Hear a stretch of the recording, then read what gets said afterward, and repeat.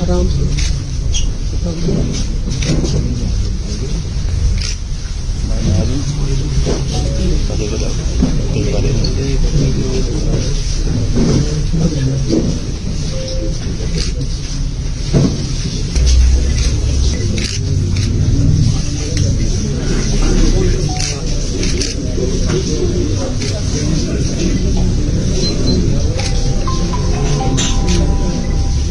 श्रद्धांजलि मेरे आस्ते इकट्ठे हुए थे एदा मोटिव के है क्यों बनी कि सोच है पीछे उसी लिए जड़ी है राजेश विद्यार्थियों ने एक ट्रिब्यूट देने की कोशिश की है और सारे जितने भी लोग आए वो अपना कहा कि आप राजेश शर्मा को जानते हैं। मैंने कहा हाँ मैं जानता हूं। तो उन्होंने कहा कि उनका ट्रेन की पटरी पे एक्सीडेंट हो। तो मैंने अपनी जगह सोचा कि वो तो संपर्क क्रांति से आ रहे थे तो उसमें तो चांसेस नहीं।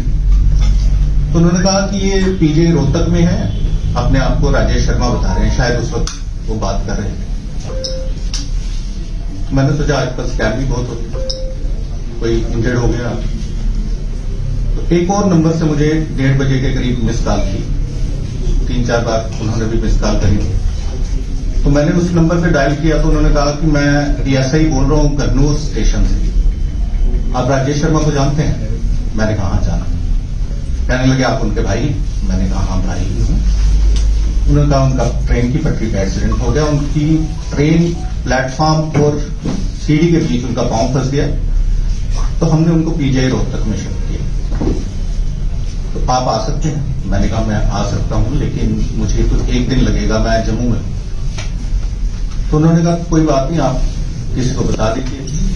मैंने उनकी पत्नी को फोन किया कि ऐसे ऐसे हो गया है। तो उन्होंने कहा कि मैं जो भी मैनेज होगा तो करती हूं।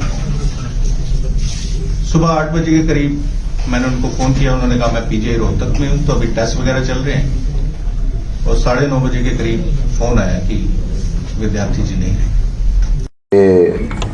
इस श्रद्धांजलि समारोह कार्यक्रम जो कि आयोजित किया है क्राइम जर्नलिस्ट एसोसिएशन जम्मू ने, सबसे पहले तो मैं उनको साधुवाद देता हूं, उनका आभार प्रकट करता हूं कि कोई ना कोई एक्टिविटी एक पत्रकार, एक रिपोर्टर अपने चैनल्स के लिए, अपने ऑफिसेस के लिए तो करता है, लेकिन अपनी बिरादरी के लिए बड़ा कम वक्त मिलता है। और ख़ासकर ऐसे मौक़ों में जहाँ पर हम कोई ना कोई अपना यानी कि पत्रकार बंधु खोते हैं, तो उसके लिए वक्त निकालना, मैं सबसे पहले तो साधुवाद दूंगा क्राइम जर्नलिस्ट एसोसिएशन का, इनके ऑफिस बेरर्स का, और ख़ासकर मेरे अजीज़ गोविंद चौहान जी, विशाल भारती जी, दीपक खजूरिया जी और इनके साथ जितने भी हैं, कौशल शर्मा, सभी। और ये राजेश विद्यार्थी जी की अगर जीवनी की मैं बात करूं तो मैं उनको पत्रकारिता से पहले का जानता हूं और बड़े लंबे अवसर तक हम इकट्ठे रहे हैं। और उसका प्लेटफॉर्म था जम्मू जॉइंट स्टूडेंट फेडरेशन। जब मैं डीएवी कॉलेज से पास आउट होके आया तो उन दिनों में राजेश विद्यार्थी जी की इलेक्शन चल रही थी कल्चरल सेक्रेटरी की जम्मू यूनिवर्सिटी में। उन्हीं दिनों में मेरी वाकफियत मेरे से सीनियर मेरे बड़े भाई उस समय डेली एक्सेलसियर में थे, दिनेश मल्होत्रा जी, वो तब जब यूनिवर्सिटी में थे, और इन सभी महानुभावों को मिलने का, इनके साथ बात करने का मौका मिला। और मैं समझता हूँ कि जितना मैं विद्यार्थी जी को जानता हूँ, असल में उनका नाम तो राजेश शर्मा था, लेकिन जेजेएसएफ में इतने राजेश थे कि कौन से राजेश की बात करते हैं, तो एक दुविधा का केंद्र था। मुझे आज भी याद है, हमारे बीच अभी राजेंद्र सिंह जम्वाल साहब पहुँचे नहीं हैं, अजातशत्रु जी मेरे भाई यहाँ बैठे हैं, राकेश चरगोत्रा जी वो भी one of the leading lawyers हैं बार एसोसिएशन जम्मू में, ये सब जेजेएसएफ में थे।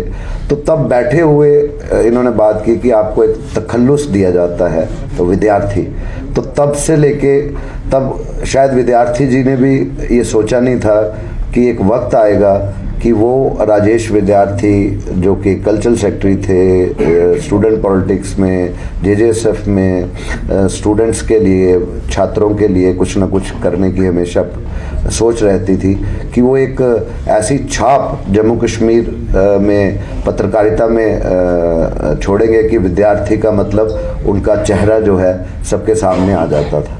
और पत्रकारिता की बात करें, उम्र में मेरे से थोड़े बड़े थे, लेकिन पत्रकारिता में कुछ साल पहले उनसे मैं आया, और मेरा अपना मानना है कि वो कभी भी नहीं उन्होंने सोचा था कि वो एक ना सिर्फ एक पत्रकार बनेंगे, लेकिन पत्रकारिता में और ख़ासकर क्राइम रिपोर्टिंग में एक अपनी अनूठी छाप जो है वो छोड़ेंगे।